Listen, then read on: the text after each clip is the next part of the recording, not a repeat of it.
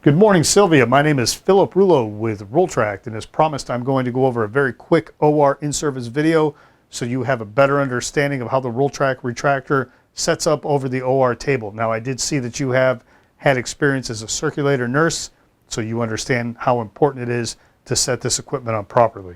First, I'll go over the pieces that are included. What we have here is a ratchet rake assembly. Consists of the ratchet assembly itself and the rake plate. So that's the ratchet rake assembly.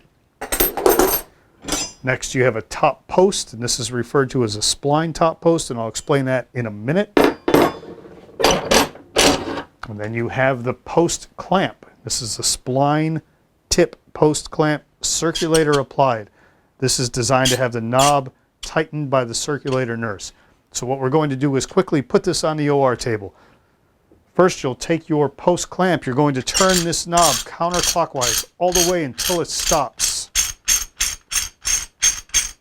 That allows the jaws to open all the way. Then go ahead and squeeze the jaws. Make sure they move freely. You'll see that there are notches cut out into these jaws, and these notches are designed to go around one of the bolts that hold the bed rail on the OR table. Now, of course, you can clamp in between the bolts as well.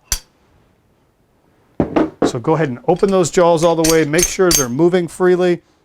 I take the top jaw, put it on the rail, and then I go ahead and rotate that bottom jaw in until they're pretty much in line, and then I'll squeeze them together. Now keep squeezing them together on the rail, making sure you have a good grip or purchase on the rail, and then go ahead and tighten the knob.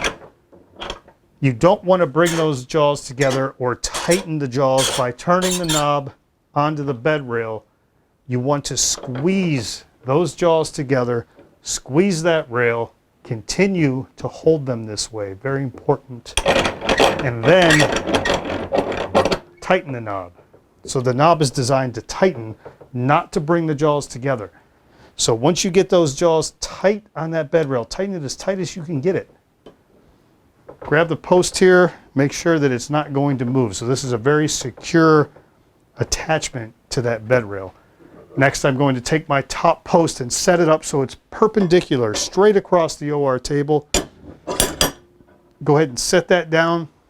Make sure that it's properly seated. This can be set up over the OR table and rotated at 18-degree increments. That's why it's called a spline. Little grooves cut into this portion, a spline insert here. But in most cases for IMA, you're going to want to set this down straight across that OR table. Make sure it's properly seated. Next, you're going to take your ratchet rake assembly. There are two ways to do this. You can attach this to your top post just like this, making sure that you're holding this area. Go ahead and slide that onto the top post. In some cases, the surgeons do this.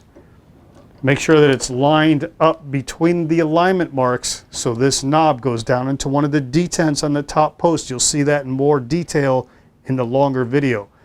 But for the sake of making this a quick video for you, go ahead and tighten that down, making sure that it's secure, will not slide off. Now your Rolltrack retractor system is ready for use. I said there were two ways to do this. There are two ways to do it. You can take the ratchet assembly from the tray and go ahead and put that onto your top post without the rake plate hanging so it's not swinging. Go ahead and tighten that down again, making sure it's not going to move. Then you take your rake plate and snap it into position. It all depends on OR protocol, surgeon preference, RNFA preference, however you guys want to do it. Anyway, that's the Rolltrack retractor system in its most basic format in a very quick OR in-service video.